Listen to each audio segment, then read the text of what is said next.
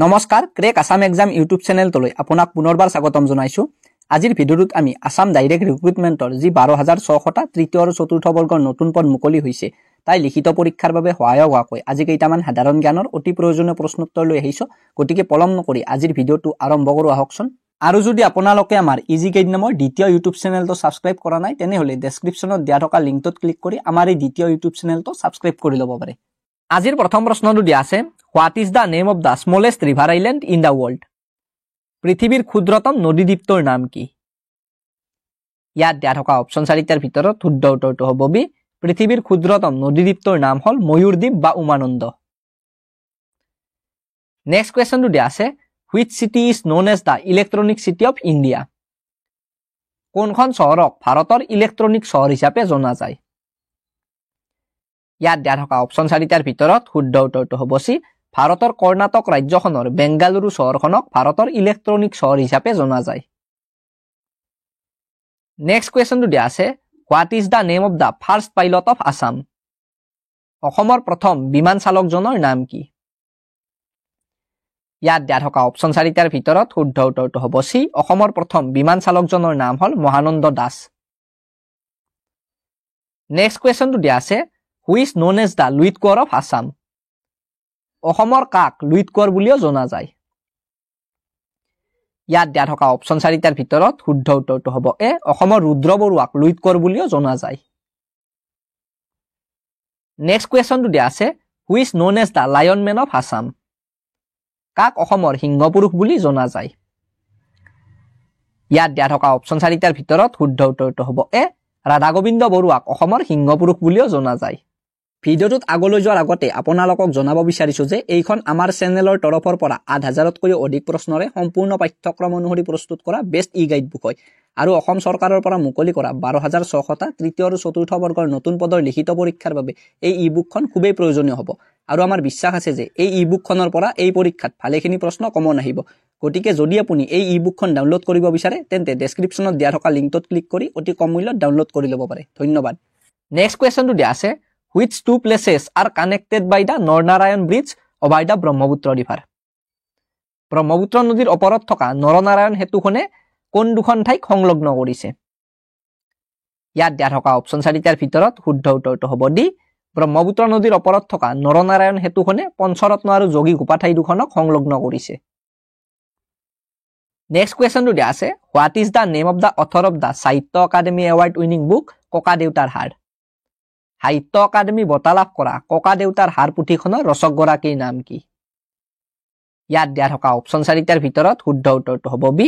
সাহিত্য একাডেমী বঁটা লাভ কৰা ককা দেউতাৰ হাড় পুথিখনৰ ৰচকগৰাকীৰ নাম হ'ল নৱকান্ত বৰুৱা। নেক্সট কুৱেশ্যনটো দিয়া আছে, Who was the first person to modernize Assamese grammar? অসমীয়া ব্যাকৰণক আধুনিক ৰূপ দিওঁতা প্ৰথম ব্যক্তিজন কোন আছিল? ইয়াত দিয়া থকা অপচন 4টাৰ ভিতৰত শুদ্ধ উত্তৰটো হ'ব এ। অসমীয়া ব্যাকৰণক আধুনিক ৰূপ দিওঁতা প্ৰথম ব্যক্তিজন আছিল হেমচন্দ্ৰ বৰুৱা। নেক্সট কুৱেশ্যনটো দিয়া আছে, Who built the Agnigarh? Agnigarh কোনে সজাইছিল? ইয়াত দিয়া থকা অপচন 4টাৰ ভিতৰত শুদ্ধ উত্তৰটো হ'ব বি। অগ্নিগড় বানৰজা অৰ্থাৎ বানাসুৰে নিৰ্মাণ কৰিছিল। নেক্সট কুৱেশ্যনটো দিয়া আছে, The Assamese language is mentioned in which schedule of the Constitution of India? অসমীয়া ভাষাটো ভাৰতীয় সংবিধানৰ কোনটো অনুসূচীত উল্লেখিত হৈ আছে? ইয়াত দিয়া থকা অপচন 4টাৰ ভিতৰত শুদ্ধ উত্তৰটো হ'ব সি। অসমীয়া ভাষাটো ভাৰতীয় সংবিধানৰ 8ম অনুসূচীত উল্লেখিত হৈ আছে। নেক্সট কুৱেশ্যনটো দিয়া আছে, Who was the first Indian district magistrate of Assam? অসমৰ প্ৰথম ভাৰতীয় জিলা দণ্ডাধীশ কোন আছিল? ইয়াত দিয়া থকা অপচন 4টাৰ ভিতৰত শুদ্ধ উত্তৰটো হ'ব এ। অসমৰ প্ৰথম ভাৰতীয় জিলা দণ্ডাধীশ আছিল আনন্দৰাম বৰুৱা। নেক্সট কুৱেশ্যনটো দিয়া আছে, Who rebuilt the Umananda temple? Umananda মন্দিৰ কোনে পুনৰ নিৰ্মাণ কৰিছিল? ইয়াত দিয়া থকা অপচন 4টাৰ ভিতৰত শুদ্ধ উত্তৰটো হ'ব এ। আহোম স্বৰ্গদেউ গদাধৰ সিংহই উমানন্দ মন্দিৰ পুনৰ নিৰ্মাণ কৰিছিল। নেক্সট কুৱেশ্যনটো দিয়া আছে, Who has won the 56th Jnanpith award in Assam? 56তম জ্ঞানপীঠ বঁটা অসমৰ কোনে লাভ কৰিছে? ইয়াত দিয়া থকা অপচন 4টাৰ ভিতৰত শুদ্ধ উত্তৰটো হ'ব সি। 56তম জ্ঞানপীঠ বঁটা লাভ কৰা অসমৰ ব্যক্তিজন হ'ল নীলমণি ফুকন। নেক্সট কুৱেশ্যনটো দিয়া আছে, Who was the first Assamese to receive the Gyanpith Award? Jnanpith বঁটা লাভ কৰা প্ৰথমজন অসমীয়া কোন আছিল ইয়াত দিয়া থকা অপচন 4টাৰ ভিতৰত শুদ্ধ উত্তৰটো হ'ব বি জ্ঞানপীঠ বঁটা লাভ কৰা প্ৰথমজন অসমীয়া আছিল বীৰেন্দ্ৰ কুমাৰ ভট্টাচাৰ্য নেক্সট কোৱেশ্চনটো দিয়া আছে when was the অসমীয়া ভাষা উন্নতি সাধিনী সভা formed অসমীয়া ভাষা উন্নতি সাধিনী সভা কেতিয়া গঠন কৰা হৈছিল ইয়াত দিয়া থকা অপচন 4টাৰ ভিতৰত শুদ্ধ উত্তৰটো হ'ব সি 1888 চনত অসমীয়া ভাষা উন্নতি সাধিনী সভা গঠন কৰা হৈছিল নেক্সট কোৱেশ্চনটো দিয়া আছে which place in Assam is called কন্যাপুৰ অসমৰ কোনখন ঠাইক কন্যাপুৰ বুলি কোৱা হয় ইয়াত দিয়া থকা অপচন 4টাৰ ভিতৰত শুদ্ধ উত্তৰটো হ'ব এ অসমৰ শোণিতপুৰ জিলাৰ তেজপুৰ চহৰখনক কন্যাপুৰ বুলি কোৱা হয় নেক্সট কোৱেশ্চনটো দিয়া আছে Mor Sowaroni is the name of which writer's autobiography Mor Sowaroni কোনজন সাহিত্যিকৰ আত্মজীৱনীৰ নাম ইয়াত দিয়া থকা অপচন 4টাৰ ভিতৰত শুদ্ধ উত্তৰটো হ'ব বি মোৰ সোঁৱৰণী পদ্মনাথ গোহাঁই বৰুৱাৰ আত্মজীৱনীখনৰ নাম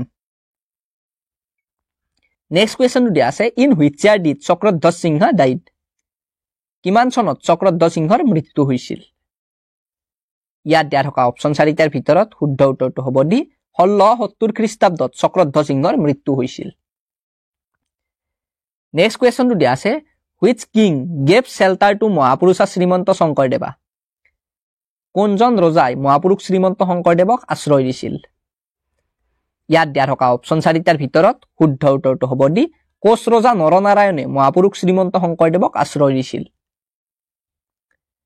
নেক্সট কোৱেশ্চনটো দিয়া আছে in which year did the লৰা ৰজা এজিউম দ্য থ্ৰন লৰা ৰজাই কিমান চনত শাসনভাৰ গ্ৰহণ কৰিছিল ইয়াত দিয়া থকা অপচন 4টাৰ ভিতৰত শুদ্ধ উত্তৰটো হ'ব এ 1679 চনৰ নৱেম্বৰ মাহত লৰা ৰজাই শাসনভাৰ গ্ৰহণ কৰিছিল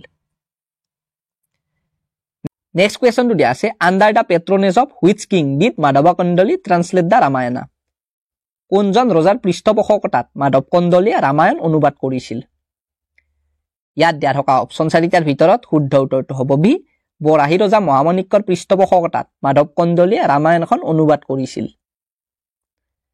নেক্সট কোৱেশ্চনটো দিয়া আছে who said it is better to die than to be under Bengal বঙালৰ অধীন হৈ থকাতকৈ মৰাই উচিত এই উক্তিকাৰ ইয়াত দিয়া থকা অপচন 4টাৰ ভিতৰত শুদ্ধ উত্তৰটো হ'ব বি বঙালৰ অধীন হৈ থকাতকৈ মৰাই উচিত এই উক্তিকাৰ হ'ল চক্ৰধ্বজ সিংহৰ নেক্সট কোৱেশ্চনটো দিয়া আছে in which year did Mahasati Joymati died Mahasati জয়মতীৰ কিমান চনত মৃত্যু হৈছিল ইয়াত দিয়া থকা অপচন 4টাৰ ভিতৰত শুদ্ধ উত্তৰটো হ'ব বি 1679 চনৰ 27 মাৰ্চ তাৰিখে মহাসতী জয়মতীৰ মৃত্যু হৈছিল নেক্সট কোৱেশ্চনটো দিয়া আছে when is Sati Sadhani day celebrated in Assam অসমত সতী সাধনী দিৱস কোন দিনা পালন কৰা হয় ইয়াত দিয়া থকা অপচন 4টাৰ ভিতৰত শুদ্ধ উত্তৰটো হ'ব বি অসমত প্ৰতি বছৰে 21 এপ্ৰিল তাৰিখটো সতী সাধনী দিৱস হিচাপে পালন কৰা হয় নেক্সট কোৱেশ্চনটো দিয়া আছে who was the last queen of the Chutia dynasty Chutia বংশৰ অন্তিম গৰাকী ৰাণী কোন আছিল ইয়াত দিয়া থকা অপচন 4টাৰ ভিতৰত শুদ্ধ উত্তৰটো হ'ব ডি চুতীয়া বংশৰ অন্তিম গৰাকী ৰাণী আছিল সতী সাধনী নেক্সট কোৱেশ্চনটো দিয়া আছে in which year did Momai Tamuli Borbarua died Momai Tamuli বৰবৰুৱাৰ কিমান খ্ৰীষ্টাব্দত মৃত্যু হৈছিল ইয়াত দিয়া থকা অপচন 4টাৰ ভিতৰত শুদ্ধ উত্তৰটো হ'ব এ 1654 খ্ৰীষ্টাব্দত মমাই তামুলী বৰবৰুৱাৰ মৃত্যু হৈছিল আজিৰ ভিডিঅ'টোত এইখিনি প্ৰশ্ন আছিল আকৌ লগ পাম আপোনালোকক অন্য এটা ভিডিঅ'ৰ সৈতে তেতিয়ালৈকে গুড বাই